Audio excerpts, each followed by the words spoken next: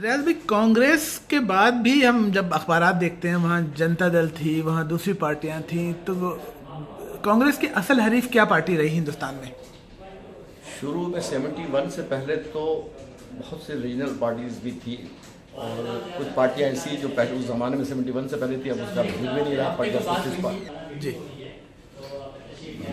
जो पार्टियां बता रहे थे, पंजाब सोशलिस्ट पार्टी थी, समेटेड सोशलिस्ट पार्टी थी और कम्युनिस्ट पार्टी भी शुरू से। कम्युनिस्ट पार्टी भी शुरू से। अच्छा, लेकिन वो तो चंद मखसूस इलाकों में। मतलब है कि केरला में उनका वजूद है, वेस्ट बंगाल में ऐसे तो एक दो सीटें तो मुख्तलिफ सूबों से भी नहीं लेते होंगे, लेकिन सूबाई हुकूमत इन्होंने दो ही सूबे में, और वो कम्युनिस्ट पार्टी ने भी नहीं, अभी कम्युनिस्ट पार्टी की अभी बात नहीं करते। अभी हम बात कर रहे थे कि कांग्रेस की जो असल हरीफ रही हिंदुस्तानी सियासत में वो कौन सी पार्टी रही? जनता दल बीजेपी से पहले? बीजेपी से पहले मतलब है कि छोटी छोटी पार्टियां 4 सीटें 5 सीटें लेके आती थी, अलायंस तो करती बड़े थी। पैमाने पर मतलब है कि जैसे जनसंघ थी, जो आज भारतीय जनता पार्टी है, वो पहले जनसंघ कहलाती थी। 4-5 सीटें लेती थी ये। एक एच पी मोदी थे बम्बई से, उनकी एक पार्टी होती थी समर्थन पार्टी, उसकी 1-2 सीटें होती थी। कम्युनिस्ट पार्टी भी मुख्तलिफ इलाकों से। उसके अलावा फिर मद्रास वगैरह की तरफ कुछ अन्ना डीएमके वगैरह पार्टी आई, और आंध्र प्रदेश में थी तेलुगु देशम पार्टी। अच्छा, इस तरह इलाकाई पार्टी वो तो अभी भी है। हाँ, अभी समाजवादी पार्टी बाद में बनी। ये सब पार्टियां बाद में आई। अच्छा, अब आम आदमी पार्टी बाद पंजाब सोशलिस्ट पार्टी एक होती थी, एक समेटेड सोशलिस्ट पार्टी राम मनोहर लोहिया साहब की पार्टी थी। तो पार्टियां में हर मर्जर वगैरह हुई है वहाँ पर। तो मैं हिंदुस्तान से हम अखबारों के जरिए हमारा रब्ता है, लेकिन पार्टियां मर्ज हो गए। जैसे ये जनसंघ भी मोरारजी देसाई की क़यादत में मर्ज हो गया जनता पार्टी के अंदर, लेकिन वो फिर वो पार्टी जो ना, फिर जनसंघ ने अपने आप को अलग कर दिया उसे इत्तेहाद से। हिंदुस्तान की एक अच्छी बात हम ये देखते हैं कि वहाँ के सियासतदान भी आम लोगों की तरह हैं, हमारे तरह, यहाँ की तरह जागीरदार वडेरे इस तरह नहीं। कि वहाँ पर पार्टी टिकट मिलने के भी मतलब उन्होंने एक स्टेटस रखा है, पार्टी के इंतखाबात कराते हैं। अब मैं अगर डिस्ट्रिक्ट का सदर बन गया इलेक्टेड, अब मुझे टिकट नहीं देंगे, किसी पैसे वाले को कैसे टिकट दे देंगे? तो वहाँ एक मेरिट पर फैसला है, इलेक्शन कराते हैं पार्टियों में, ये बड़ी अच्छाई है। पैसे दे के खरीद ले वो यहाँ की तरह नहीं खरीद सकता। अव्वल तो वहाँ पर हल्के इतने बड़े बड़े हैं ना कि कोई आदमी पैसे के जोर पे भी इलेक्शन नहीं कर सकता। एक जिला एक हल्का है, तो आप मतलब ना पैसे के जोर पर इलेक्शन जीत सकते हैं, ना पैसे के जोर पर टिकट। पार्टी का टिकट है वहाँ इलेक्शन जीतने के लिए। पार्टी जीतती हारती, बंदा हारता जीता नहीं है, पार्टी हार जीती, पार्टी का हार जीता। उसको शख्सियत का भी अपना दखल है कि उसकी अपनी एक पब्लिसिटी तो होती है ना, लेकिन आप जब तक पार्टी के साथ मजबूती से जुड़े हुए नहीं हैं तो आपको बड़ा सियासी फ़ायदा नहीं उठा सकते। अगर पार्टी में रहेंगे तो ही आपको कुछ फ़ायदा। और वहाँ के बारे में सब बात नहीं आती कि कौन सी जो इस्टेब्लिशमेंट के करीब है, दूर है, ये सब नहीं। सियासी मतलब है कि सियासी जमात जो है ना वहाँ पर मजबूत मतलब है कि बुनियाद पर कायम है। उनके दफातर बड़े बड़े दफातर हैं, ये तो नहीं कि आज ये पार्टी कल इसका वजूद ही ख़त्म हो गया। पार्टियां मजबूत हैं, उनके प्रोविंशियल दफातर मैंने देखा है पटना में, सदाकत आश्रम कांग्रेस का एक बड़ी 3 मंजिला इमारत है, उसमें पता नहीं कितने तो एम्प्लॉई हैं, कई कई अखबार निकाल रहे हैं। तो सियासी जमातों का वजूद जो है ना बड़ा मजबूत बुनियाद पर है। हर सूबे से 2-2 अखबार निकाल रहे हैं, फलाने का एक अच्छे बुनियाद पर। आपने बड़ी पार्टियों का बताया, बंगाल में कम्युनिस्ट पार्टी है, हुकूमत कम्युनिस्ट पार्टी करी, लेकिन ममता बनर्जी ने आज से 3-4 साल पहले तो ममता बनर्जी चीफ मिनिस्टर बन गई। कम्युनिस्ट पार्टी एक ही है, 2 है? कम्युनिस्ट पार्टी ने बड़े लंबे अरसे तक बंगाल में हुकूमत की है। एक दफ़ा 1971 में के बाद, जो जंग के बाद सदारा शंकर राय चीफ मिनिस्टर गया, कांग्रेस बहुत दिनों के बाद बंगाल में जीती है, इसलिए कि उन्होंने जो बांग्लादेश फतह किया, तो इंडिया मतलब जो बनाने में जो इंडिया का किरदार, उसकी वजह से कांग्रेस को पूरी इंडिया में फतह मिला। उसमें फिर दोबारा वेस्ट बंगाल में हुकूमत बनी, सदारा शंकर राय चीफ मिनिस्टर बने, दोबारा फिर कम्युनिस्ट पार्टी आ गई। अच्छा, और ज़्यादा साहब बंगाल 2 है कम्युनिस्ट पार्टी? कम्युनिस्ट पार्टी 2 है, एक सीपीआई जो प्रो रशियन है और एक सीपीआईएम कहलाता है जो प्रो चाइनीज़ है। तो वेस्ट बंगाल में ज्योति बासु साहब जो बहुत अर्से तक चीफ मिनिस्टर रहे, उसके बाद फिर कुछ दूसरे साहब आए, तो ये तो सीपीएम के शहर। ये क्या वजह कि भारत की सिर्फ एक ही सूबे में कम्युनिस्ट पार्टी स्ट्रांग है, हर जगह नहीं? उस वक्त मेरा जो अपना तजिया, हो सकता है मैं गलत हूँ, मेरा तजिया है कि वहाँ मुसलमानों का भी वोट काउंटिंग है जो मैटर करता है। वेस्ट बंगाल में मुसलमानों का वोट मैटर। कम्युनिस्ट पार्टी वाले ज़्यादा सेकुलर होते हैं, उन्होंने बंगाल को, मगरबी बंगाल को किसी हद तक जब से हुकूमत में आए हिंदू मुस्लिम राइट से महफूज रखा है, हिंदू मुस्लिम फसाद के में। इस वजह से मुसलमानों को उनका एतमाद, और इसी मैं समझ रहा हूँ कि ममता को भी जो मुसलमानों ही की सपोर्ट, एक बल्क 20% मुसलमान वहाँ पर है, बाकी थोड़ा सा और आप 33-34% पर आप हुकूमत बना देते हैं। तो ममता ने भी इसी इस पर काम किया है। ममता भी थोड़ा इस मसले पर मुसलमानों को मतलब किसी हद तक वो इससे महफूज रखा हुआ हिंदू मुस्लिम राइट से अपने सूबे को, जिससे मुसलमानों का एतमाद उसको हासिल है। अच्छा, यहाँ ये बात लोगों को नहीं पता है हमारे पाकिस्तान में कि वहाँ सियासी जमाती इतनी मुस्तहकम है कि कोई आदमी एज ए वर्कर भी आगे जाके लीडर बन सकता है। मैंने तो बड़ा गरीब लोगों को मिनिस्टर देखा है, सिर्फ सियासी लालू प्रसाद क्या थे, पुलिस में एसआई भर्ती होने जा रहे थे, यानी अपने स्टूडेंट लाइफ के बाद पुलिस में एसआई भर्ती होते हैं। उनके मैंने ज़िंदगी देखी है, पढ़ी है, टीवी के चैनल से कोई उनका प्रोग्राम आ रहा था, तो वो तो एसआई भर्ती होने गए थे, तो गांधी ग्राउंड में दौड़ रहे थे एसआई के वो रेस में। अच्छा। और वो तो सेलेक्ट नहीं हुए, बाद में वो वज़ीर आला बन गए, वज़ीर बने। किस पार्टी में गए वो? खाते और लोक दल में थे। अच्छा। राष्ट्रीय लोक दल उनकी पार्टी, जिसके वो मरकजी चेयरमैन भी हैं। तो पता बेचारे को बुरा लगता है। एक और शख्सियत का नाम आया था मुलायम सिंह यादव, बहुत ज़्यादा। तो वजीर वो मतलब उनके यूपी में सियासत है। अच्छा। वो भी सूबाई पार्टियाँ हैं, तो पार्टियों ने तो अपने आप को पूरे मुल्क में ऑर्गेनाइज किया हुआ, लेकिन बाज़ पार्टियों के सिर्फ एक सूबे में असरात हैं। मुलायम सिंह यादव साहब के उनके बेटा भी वज़ीर आला थे, तब तो हार गए, तो वो सिर्फ यूपी में उनकी हुकूमत थी, वो संधि भी हैं। अच्छा। प्रसाद यादव। अच्छा। ये एक बच्ची की शादी अच्छा। यादव के बेटे से। अच्छा, ठीक है। और भारत की जो बड़ी शख्सियात हैं सियासी, किनको हम गिनवाना चाहें तो? भारत बहुत बड़ा मुल्क है। उन्होंने एक और खातून भी थी बहुत, किसी और की, काफ़ी खवातीन, कुछ फिल्म इंडस्ट्री के भी लोग थे। नहीं, वो असल बात उनके राज्यसभा में मखसूस नशिस्तें हैं ना, जो कि मतलब फिल्म और सकाफत के से जो लोग, अच्छा, उनको सीटें दी जाती हैं। हाँ, सीटें हैं उनकी। हमारे तो ऐसा नहीं है। हमारे यहाँ पे टेक्नोक्रेट की सीट है ना। अच्छा। में। अच्छा। तो वो एक तरह से टेक्नोक्रेट की ही सीट है, जिससे वो राज्यसभा में रुकनीत उनको मिल जाती है। इसको लिए तो पूरा इंडियन कॉन्स्टिट्यूशन देखना पड़ेगा, मुझे उतना उस पर कभी तो उतना नहीं पता है। तो वहाँ इलेक्शन होते हैं तो धांधली वांधली के इंतजाम लगते ही। उन्होंने वो मशीन बना लिया ना, मतलब है कि ईवीएम जो उनका है, क्या इलेक्ट्रॉनिक्स वोटिंग मशीन है ईवीएम। हाँ। तो उसके वजह से काफ़ी बेहतर है निज़ाम उनका। 5-7 साल तक 5-6 इलेक्शन उनके बड़े फेयर इलेक्शन हो रहे हैं। ये तो आप समझते हैं कि जाता है कि उन्होंने फेयर इलेक्शन का एक सिलसिला शुरू किया है वहाँ पर। आप समझते हैं कि जो सियासी अमल है उनका, उसको दूसरे मुल्कों में भी इस तरह अपनाना चाहिए? होना चाहिए। जैसे उन्होंने सबसे बड़ा कि जैसे हमने नेशनल आइडेंटिटी कार्ड बनाया, उन्होंने वोटर लिस्ट कार्ड बनाया। अच्छा। अब ये काम उन्होंने इलेक्शन कमीशन को दे दिया, हमने उसके लिए नातरा बनाया हुआ है। ओके। अब वोटर लिस्ट का अपडेट होता है, चाहे वो इलेक्शन का साल हो ना हो, जनवरी की कोई तारीख है, इसमें वोटर लिस्ट हर साल डिक्लेयर करते हैं, और उसमें आदमी जाकर चेक कर सकता है।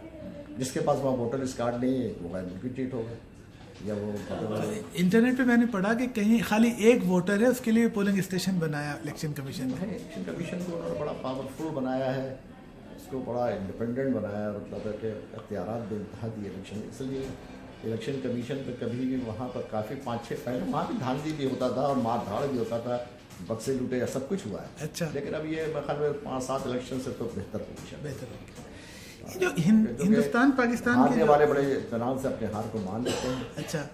मतलब जीतने वाले दूसरे दिन जीतने वाले को मुबारकबाद दे देते हैं। अच्छा, बहुत अच्छी बात है, ऐसे ही होना चाहिए।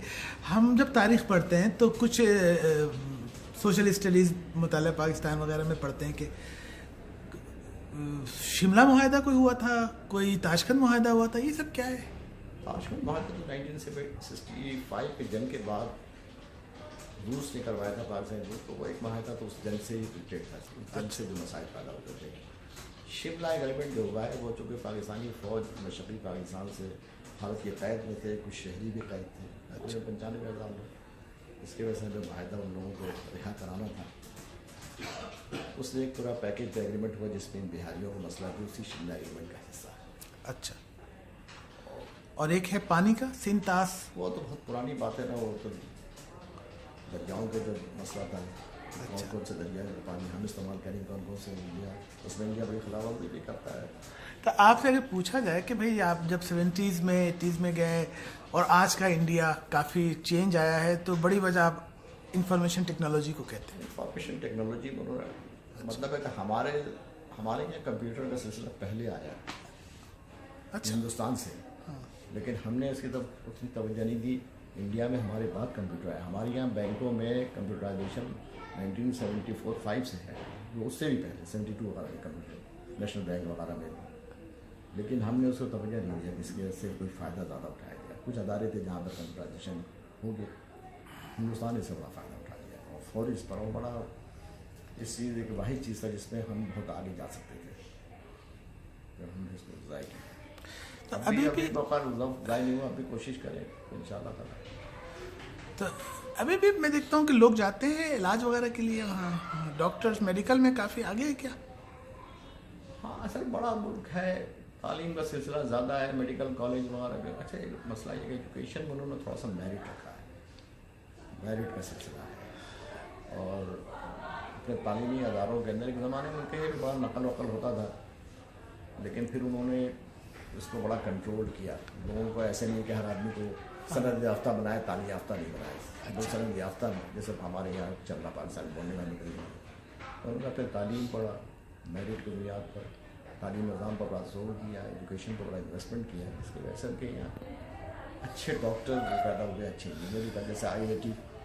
नहीं, लेकिन तालीम महंगी है। एक मेडिकल कॉलेज का खर्चा एक साहब ने बताया 50 लाख रुपए खर्चा आ गया। प्राइवेट होगा। अच्छा, प्राइवेट तो उनके यहाँ प्राइवेट मेडिकल कॉलेज बहुत पुराना सिलसिला है। अच्छा, पटना में 2 प्राइवेट मेडिकल कॉलेज थे, गुरु गोविंद मेडिकल कॉलेज और गौतम बुद्ध मेडिकल कॉलेज, बहुत पुराने 70 के वर्ष से। अच्छा, तो प्राइवेट मेडिकल, हमारे यहाँ प्राइवेट मेडिकल कॉलेज तो बहुत अभी शुरू हुआ ना, हमारे तो सारे सरकारी मेडिकल कॉलेज थे। अच्छा। उनके यहाँ प्राइवेट मेडिकल कॉलेज बहुत पुराने, इसलिए प्राइवेट मेडिकल। लेकिन वहाँ कोचिंग सेंटर इंडस्ट्री बन गई है, रश है तो मतलब आप किसी को अब नहीं रोक सकते। एक आदमी को किसी बच्चे को ट्यूशन पढ़ाना चाहे तो कैसे रोक लीजिएगा आप? तो वो घर में कोचिंग सेंटर बना लिया, फलाना कर लेते हैं, तो यहाँ भी कोचिंग सेंटर यहाँ भी है। अच्छा, लेकिन उनके लोग बाहर बहुत जाते हैं। कोचिंग सेंटर हो, स्कूल हो, कॉलेज, उससे आप क्वालिटी प्रोडक्ट निकले, असल ये चीज़ है। चाहे वो कोचिंग सेंटर निकले, अच्छे स्टूडेंट्स निकले, अच्छे तालिब निकले जिनको नॉलेज होती। हमारे यहाँ ज़रा इस पर जोर देना पड़ेगा, करिकुलम पर जोर दें, टीचिंग पर जोर दें। हमारे यहाँ कोई ऐसा इदारा भी नहीं है ना, जैसे उनके यहाँ IIT है। नहीं, हमने बनाया तो है। मतलब जब Ghulam Ishaq institute, Ghulam Ishaq Khan institute of technology बनाया था, अदारे तो हैं। IIT कब बनाई है वहाँ इंडिया में? तो हमें 60 से पहले। अच्छा, 60 से पहले। इसका क्या स्टैंडर्ड है? स्टैंडर्ड तो बहुत ही अच्छा है, लेकिन दुनिया पर जहाँ भी आप जाइए, हर जाके CO IIT के लोग लगे हुए हैं, बड़े बड़े अदारों के पोस्टों पर, अमेरिका वगैरह जाए तो वहाँ सब वहाँ दाखिले की लाइन लगाते होंगे और मुश्किल हो। उन्होंने मेरिट पर रखा है, उसका दाखिला बड़ा मेरिट पर है, उसकी तैयारी होती है। मतलब लोग उसके दाखिले की तैयारी के लिए काफ़ी कोचिंग, हमारे यहाँ जैसा नहीं होता, मेडिकल कॉलेज में ECAT और MCAT का सिलसिला चला, तो वहाँ पर IIT के दाखिले के लिए बड़ी तैयारियाँ होती हैं। 2-2 साल लोग तैयारी करते हैं उस दाखिले टेस्ट के लिए। तो असल अदालतों को मेरिट पर चलाना है, क्वालिफाइड टीचर्स हैं, एजुकेशन मेथड बेहतर है, अच्छे इंजीनियर निकल रहे हैं। IIT से पढ़े हुए लोग माइक्रोसॉफ्ट, ऑरेकल में, अमेरिका में बड़ी बड़ी पोजीशन पे हैं। CEOs वगैरह ज़्यादा वहीं के पढ़े हुए हैं। और जिसका IIT में दाखिला ना हो फिर वो सोचता है, जिसका IIT दाखिला मैंने होता नहीं कि बच्चे किसी, मैंने व्हाट्सएप वगैरह पर देखा, उसको पूछा कि भाई तुम्हारा दाखिला नहीं हुआ तो क्या करोगे? बोले अमेरिका चला जाऊँगा पढ़ने के लिए। अच्छा, तो सेकंड हुआ अमेरिका को कर रहा है। रियाद भाई, फिल्म, गाने और म्यूजिक की भी थोड़ी बात करें। उनकी लता है, उनकी फिल्म इंडस्ट्री इतनी बड़ी है, हमारी तो इतनी बड़ी आबादी में से जो टैलेंट निकलता है, 1.25 अरब आबादी से टैलेंट तो निकलता है ना, पूरा सिलेक्टेड लोग हैं। और इंडस्ट्री उनकी पुरानी है, और ऐसे एक मार्केट बहुत बड़ी है, मार्केट के वजह से फंड जनरेट होता है। अच्छा, तो इस प्रोफेशन में पैसा बहुत है। अच्छा, फंड जनरेट जब होगा, जब 1.5 2 अरब रुपये में फिल्में बनेंगी, मार्केट 3 अरब सबको मार्केट से पैसा उस फिल्म उठा लेगा, तो उस हिसाब से पेमेंट होता है। तो अच्छे फैमिलीज़ के लोग भी फिल्मी दुनिया की तरफ राग़िब हैं, उसके टेक्नीशियन भी बन गए अगर फिल्म इंडस्ट्री किसी टाइम में, तो उसमें भी वो खुशहाल हो जाते हैं। उनके इंडस्ट्री में पैसा तो बनता उनकी है। फिल्में यहाँ चलती है, हमारी फिल्में वहाँ तो नहीं चलती ना, इस काबिल ही नहीं होती। ज़माने में 70 से पहले तो हमारी फिल्में गई हैं। अच्छा। मतलब है कि उस ज़माने में जब हम लोग स्टूडेंट थे तो फिल्में जो बनती थी, अब उसके बाद 70 के बाद तो मैंने 74 के बाद तो फिल्में नहीं देखी हैं। ये 70 वगैरह में जब हम स्कूल में थे और कॉलेज में थे तो फिल्में देखते भी थे। तो सहेली फिल्म एक थी यहाँ की। वो, हाँ, हिंदुस्तान में उसने मतलब है कि गोल्डन जुबली या पता नहीं क्या क्या होता था ना सिनेमा हॉल में, किसी हॉल में 50 जी, हफ्ते जी, चल जी, गया। जी। तो वो सहेली गोल्डन डायमंड जुबली, हाँ। हाँ, डायमंड जुबली, गोल्डन जुबली, वो सहेली में आता। उस वक्त पाकिस्तान में अच्छी फिल्में बनती थी, ऐसी बात नहीं। ड्रामे हमारे साथ देखे जाते हैं। ड्रामे, जिस तरह ड्रामे हमारे मशहूर थे, उसको हमारी फिल्मों की कहानियाँ अच्छी होती थी, तो अच्छे लिखने वाले थे, अदब से बड़े बड़े ताल्लुक़ रखने वाले लोग फिल्म इंडस्ट्री से पाकिस्तान में भी मशहूर थे। तो पाकिस्तान की फिल्म इंडस्ट्री इतनी पुअर क्यों है? नहीं होगा ना, मतलब ना कि वहाँ पर हमारे मजहब का मसला है। पढ़े लिखे लोग भी नहीं जाते। फिर उसमें मतलब है कि जब से ये VCR वगैरह आया तो लोग घरों पर ही VCR में फिल्म देख लेते हैं, दूसरे का CD पकड़ लिया, तो हॉल हमारे सारे शादी हुआ, मतलब है कि जितने सिनेमा हॉल थे वो सारे मार्केट वगैरह बन गए ना, सिनेमा हॉल था। तो ये इंडस्ट्री खत्म भी हो गई। फिर पढ़े हमारे यहाँ लोग माशरे के लिहाज से अच्छे लोग इस इंडस्ट्री में आना भी नहीं चाहते थे। ये जो हम अक्सर देखते हैं कि इंडिया से वफ्द आया, वाघा बॉर्डर से, पाक इंडिया फ्रेंडशिप क्लब है, ये है वो है, ये कौन लोग हैं? लोग देखिए ना, लोग माशरे के अंदर कुछ लोग तो ये बात है ना कि ताल्लुकात बेहतर होना चाहिए। पड़ोसी देखिए, आप पड़ोसी बदल तो नहीं सकते ना, हिंदुस्तान हमारे पड़ोस में रहेगा, तो ताल्लुकात बेहतर होने चाहिए। बस अफसोसनाक सूरत है कि एक ऐसा मसला अंग्रेज़ छोड़ के गए, कश्मीर वाला मसला ना, जी। जो ताल्लुकात में रुकावट है। भारत के भी हुक्मरानों को चाहिए कि इस मसले को सॉल्व करें ताकि ताल्लुकात बेहतर हों, आपस में मेल जोल हो। और अगर आप बुरा ना माने तो मैं कहूँ कि दोनों मुल्कों में जो मजहबी जमातें हैं वो भी रुकावट है, दूर करती है, कह सकते हैं। नहीं, वोट बैंक करने के लिए मजहबी जमातों का अपना एक रोल तो होता है सियासत, लेकिन ना पाकिस्तान में मजहबी जमात को लोगों ने बहुत ज़्यादा पसंद किया वोट के। अब ये कह दिया जाए कि इलेक्शन दागी हुए, अलग मसला है। हिंदुस्तान में भी कांग्रेस के फिर लोगों ने बहुत दिनों तक एतमाद किया, उसके बाद थोड़ा सा उनके करप्शन के जो 2-4 स्कैंडल आए ना इंडिया में, इलेक्शंस के अंदर जो है ना ये मैटर करता है मसला। 2-4 अभी देखिए इश्यूज पे पॉलिटिक्स है। अच्छा, उनके कांग्रेस से जो 2-4 उनके करप्शन आए ना, उन्होंने उनको शिकस्त दे दिया। फिर बहुत लंबे अरसे हुकूमत करके हिंदुस्तान के गुर्बत में लोगों की सोच से कम कमी आई है, गुर्बत में कमी आनी चाहिए। उसमें लोगों ने कहा कि भाई दूसरी पार्टी को देखिए, लेकिन भारतीय जनता पार्टी में 2-3 अभी गलतियाँ की। 3 जो इलेक्शंस के रिजल्ट आए उनके खिलाफ चला गया। अच्छा। 3 सूबों में इलेक्शन आ गया, वो सूबे जहाँ वो 4-4, 5-5 टन सूबाई हुकूमतें चला रहे थे, मध्य प्रदेश है, तो वहाँ के लोग सेंसिटिव है करप्शन के मामले में। अच्छा। उनके 3 सूबे में उनकी हुकूमत चली गई, हार गए। और लोग वहाँ इश्यूज पे वोट देते हैं। वोट देते हैं, सही। मतलब इतना बड़ा मुल्क है। वहाँ भी एक ज़माने में 60 वगैरह में इलाकाई लीडर उभरे, तब भी इलाकाई जमातें हैं वहाँ पर, लेकिन वहाँ पर असल काम करना पड़ता है, मेहनत करना पड़ता है। डिलीवर नहीं करेगा तो उसको जाना पड़ेगा। अब मुझे तो ये लगता है कि हिंदुस्तान पाकिस्तान में 2 जगह, यहाँ पे जो हम लोग कुछ चीज़ों में उनकी तरह नहीं रहे, उसकी वजह यह कि यहाँ ज़मींदार, बड़े बड़े जागीरदार लोग, हिंदुस्तान में तो नहीं है ना ऐसा। देखो, जागीरदार तो हिंदुस्तान में भी थे, जिम्मेदार थे, लेकिन वहाँ की जो लीडरशिप थी उसने आते साल 1947 के बाद फौरी जिम्मेदारी जागीरदारी का खात्मा किया। फिर मुख्तलिफ टाइम में लैंड रिफॉर्म्स लेकर आए, जिससे लोगों के पास बड़ी बड़ी ज़मीनें नहीं रहीं, तो बड़े जिम्मेदार फिर छोटे सतह पर आगे हो गए। अच्छा। ज़मीन की तकसीम का उन्होंने बड़ा, उस पर जो कानून साजी की, उस पर अमल किया।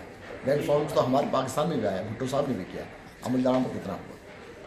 आज भी हज़ारों एकड़ के जिम्मेदार हैं पाकिस्तान में। तो ये हो जाता तो अच्छा होता। इससे तो वो जिम्मेदारी जो है ना, वो छोटे छोटे लोगों को काश्तकार बन जाते हैं, वो जिम्मेदारी करते हैं, तो इससे वो जागीरदार जो दही इलाकों में बदमाशी करता है वो नहीं कर पाता, छोटे जिम्मेदार तो हो जाते हैं। और ये लोग पॉलिटिकल सिस्टम पे असरअंदाज होते हैं। और पॉलिटिकल सिस्टम हिंदुस्तान में ये है कि पार्टियाँ मजबूत हैं, जिनके पार्टी में खिदमात है उनको टिकट मिलता है। वहाँ कोई वडेरा शाही पे आप कहते पार्लिमानी ग्रुप बना, उसने टिकट बांट दिया, कोई ना मेरिट देखा। अब हम जब थाने के सतह से जीत करके हम डिस्ट्रिक्ट के प्रेसिडेंट बने, तो हमें आप टिकट नहीं देके दूसरे कैसे दे दीजिएगा।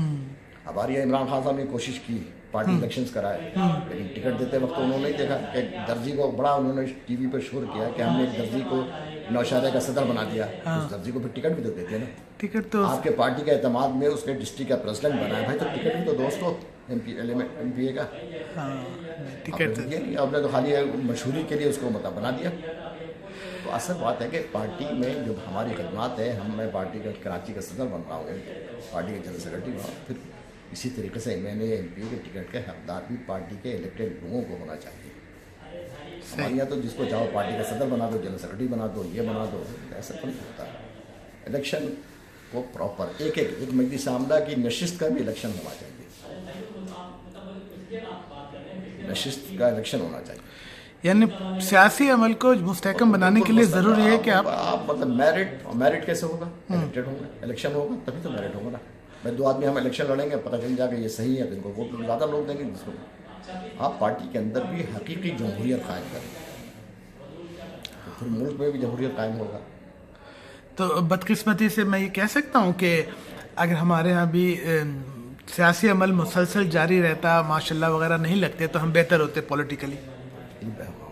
यही बात तो बिल्कुल सही है। आप मतलब है कि ये माशाल्लाह का सिलसिला नहीं होता तो और जमहूरियत मुतवातिर इंतखाबात होते तो पाकिस्तान का आज ये हाल तो नहीं होता ना। सही, क्योंकि लोग जवाबदेह होते हैं असम्बली के सामने, सही, आवाम को सारी बातें सामने आती हैं कि इसने क्या किया। तो आदमी जो कि 10-10 साल के लिए आपके यहाँ रुकावटें आ जाएंगी, उसके बाद वो मतलब साथ सियासी जमातों को भी अपने जमहूरियत कायम करना चाहिए, मेरिट होना चाहिए। मेरिट मुल्क मेरिट पर तरक्की करेगा। मुल्क मतलब इस तरीके से कोटे पर और फलाने पर तरक्की और नामजदगी से मुल्क तरक्की नहीं करेगा। तो तबकाती निज़ाम तो यहाँ भी है और वहाँ भी है, जैसे वहाँ जो स्कूल भी दो तरह के हैं, यहाँ भी है वहाँ भी। तबकाती निज़ाम तो वहाँ जो है ना वो है मजहबी बुनियाद पर। सही, तो ब्राह्मण ऊँची ज़ात के लोगों का अलग है, नीचे ज़ात के लोगों का नीचे, इस बुनियाद पर। अच्छा, वैसे नहीं है। वैसे तो काफ़ी हद तक ख़त्म हो चुका है। अच्छा, अब के जो लोग बिजनेसमैन बन करके बड़े पैसे वाले बन गए तो वो एक अलग बात, आप किसी को रोक तो नहीं सकते। अच्छा, माजी को छोड़िए, अगर हम देखें आज से 20 साल बाद, इंडिया पाकिस्तान को तो रहना है और दुनिया में यूरोप और अमेरिका और दूसरे मुल्कों की इजारादारी है, ये खित्ता पीछे रह गया। दोनों मुल्कों की गरीब आवाम खुशहाल बनने के लिए, तालीम याफ्ता बनने के लिए, वर्ल्ड को लीड करने के लिए कैसे आगे बढ़ें, क्या करना चाहिए? देखिए, इसमें सबसे ज़्यादा अहम रोल जो है ना वो हिंदुस्तान की पब्लिक अदा करे, वो बड़ा मुल्क है। अच्छा, हाँ, जमहूरियत भी है, सही जमहूरियत। वहाँ के लोग अपने हुक्मरानों को प्रेशर डालें कि हमारे दरमियान जो मेन मसला उसको सॉल्व किया जाए। ठीक, जब हम छोटा मुल्क नहीं, इसमें भारत किरदार अदा करें, भारत के अवाम अपना प्रेशर ग्रुप कि भाई हमें जंग नहीं लड़ना है, अगर एक कश्मीर का मसला है सॉल्व कर दो। और सॉल्व तो हम तो नहीं करें, कश्मीर हमारे हैंड ओवर कर दो, हम तो कहते भाई वहाँ इलेक्शन करा दो, रेफरेंडम करा दो, और जो भी इसका पॉलिटिकल सोल्यूशन होना चाहिए निकाल दो। हाँ, जब ये मसला हल हो जाएगा फिर हमारे दरमियान झगड़ा किस बात का है? कश्मीर के अलावा हमारा कोई मसला नहीं है ना। नहीं, वो हम तो नहीं कहते कि आप कश्मीर हमारे हैंड ओवर आप कह देंगे तो नहीं हो जाएगा। नहीं, उनके लोगों का ये कहना है कि आप लोग मदाखलत करते हैं, लोग भेजते हैं। मदाखलत से इतनी बड़ी तहरीकें नहीं चलती हैं। क्या सारे जो जुलूस निकल रहे हैं वो सब पाकिस्तान से लोग जा रहे हैं जुलूस निकालने के लिए? पाकिस्तान से लोग तो नहीं जा रहे जुलूस निकालने, भाई लोग निकाल रहे हैं। आप हम कह रहे हैं ठीक है मदाखलत छोड़ दें, आप फेयर इलेक्शन का, आपके यहाँ तो वोटर लिस्ट है, सब कुछ आपका डॉक्यूमेंटेशन तो आपका बेहतर है ना। आप दोनों कश्मीर में रेफरेंडम, अक़वाम मुत्तहिदा की निगरानी में रेफरेंडम करवा दीजिए, इस मसले को हल कर लीजिए। हल निकलना चाहिए, इसके बगैर मुश्किल है। खामखा एक जब इशू रहेगा तो दरमियान में हुक्मरान भी मुख्तलिफ तबीयत के लोग आते हैं। कुछ लोगों को वोट लेने के लिए जंगी जुनून, जैसे इस वक्त भारतीय जनता पार्टी का तो जंगी जुनून है, एंटी पाकिस्तान वोट लेना है। तो दुनिया की जो दूसरी कुव्वतें हैं वो तो नहीं चाहेंगी कि पाकिस्तान इंडिया आगे बढ़े। हमारे यहाँ एंटी इंडिया की बुनियाद पर इमरान खान साहब को वोट नहीं मिला है। नहीं, हमारे यहाँ कोई पार्टी इस बुनियाद पर वोट नहीं देती है जी। लेकिन उनके यहाँ ये एक मसला है, वो उसको माने ना माने, हिंदुस्तान की पब्लिक इस बात को माने ना माने। अच्छा, ये तो है ना एंटी पाकिस्तान। हम देखते हैं कि इलेक्शन करीब आता है तो बॉर्डर पे टेंशन हो जाती है। ये नहीं होना चाहिए। वहाँ के अवाम ये सोचना चाहिए। हमारे यहाँ देखिए इस वक्त जो इलेक्शन हुआ है उसमें तो कोई नहीं, हमने एंटी इंडिया वोट तो नहीं दिया, हमारे इशू नहीं, हमारी ये इशू नहीं है। लेकिन क्या कहते हैं, ये बड़ी ताकतें नहीं चाहेंगी ना कि इंडिया पाकिस्तान आगे जाए, तो वो भी नहीं दिलचस्पी लेती हैं कश्मीर तो के हमें बस। सोचना पड़ेगा ना, बरसब्री के अवाम को सोचना पड़ेगा कि भाई क्यों हम जंग लड़ें, क्यों हम अपने मतलब बजट का बड़ा हिस्सा मतलब है कि जंगों पर खर्च करें, उसको गरीबों की तरक्की के लिए खर्च किया जाए। मुल्क की तरक्की के लिए खर्च हो। हिंदुस्तान अच्छा, में ये भी क्या तो- मसला है कि पाकिस्तान चीन का के करीब चला गया और वो रूस के करीब चले गए आज़ादी के बाद? नहीं, और अब तो रूस के करीब भी नहीं है, तो अब तो वो अच्छा। प्रो अमेरिकन हो गए। ये जो भारतीय जनता पार्टी की पॉलिसी तो प्रो अमेरिकन है। ठीक है। या रूस की तरफ चूँकि ये कम्युनिस्ट पार्टी, अगर वो कम्युनिस्ट पार्टी की हुकूमत हुई थी तो हम कहते हैं कि वो रूस की तरफ गए। पहले तो थे। तो पहले रूस रशियन ब्लॉक में थे वो, हाँ। लेकिन अगर चीन से उनका असल बॉर्डर डिस्प्यूट है, अच्छा, और 1962 में चीन से उनकी जंग भी हो चुकी है, ठीक है। जिसमें तिब्बत वगैरह पर जो चीन का ने कब्जा किया और काफ़ी इलाके गए हैं। क्योंकि चीन का दावा है कि अरुणाचल प्रदेश जो है ना, जो आसाम में अभी एक सब स्टेट या स्टेट का दर्जा बन गया है, वो चीन कहता है वो हमारा इलाका है। ओके। चीन वाले जो है ना, वो अरुणाचल प्रदेश के लोगों को वीज़ा नहीं देते हैं। अच्छा। इंडियन अरुणाचल के वो कहते हैं ये तो हमारे शहर हैं, ये बगैर वीज़े का है। तो ये उनका दावा है चीन। अच्छा अच्छा, तो उनमें टेंस है तो वो दूर है तो चीन इसलिए से। वो हाँ। वैसे कोशिशें तो हो रही हैं उनकी तरफ से कि आपस ताल्लुकात बेहतर हो, लेकिन वो जब तक यही मसला ना, जैसे कश्मीर का मसला हमारा है, हाँ। तो चीन के साथ भी उनका अरुणाचल प्रदेश वाला मसला है। तो बॉटम लाइन इस वीडियो का इख्तिताम इस पे हम कर सकते हैं कि अगर ये कश्मीर इशू फिक्स हो जाए तो काफ़ी ब्राइट फ्यूचर है दोनों मुल्कों का। हम यही क्यों हो गए? पैसा एजुकेशन पे और रिसर्च पे लगे। एग्रीकल्चर डेवलपमेंट पर लगे। असल मसला बड़ी आबादी का है। दोनों मुल्कों में आबादी बेइंतहा फैलाव है, और उसमें ग़ज़ाइयत का मसला, पानी का मसला, ये सारे मसले हैं। जी जी, और कोई एक दूसरे को मुल्क विजिट करता है तो मुश्किलात हैं, रोका जाता है, शक की नज़र से देखा जाता है। हाँ, जहाँ जिस शहर का वीज़ा है वहीं जा सकते हैं, आगे नहीं जा सकते। आप अमेरिका का वीज़ा आप ले लें, पूरे अमेरिका घूम लें।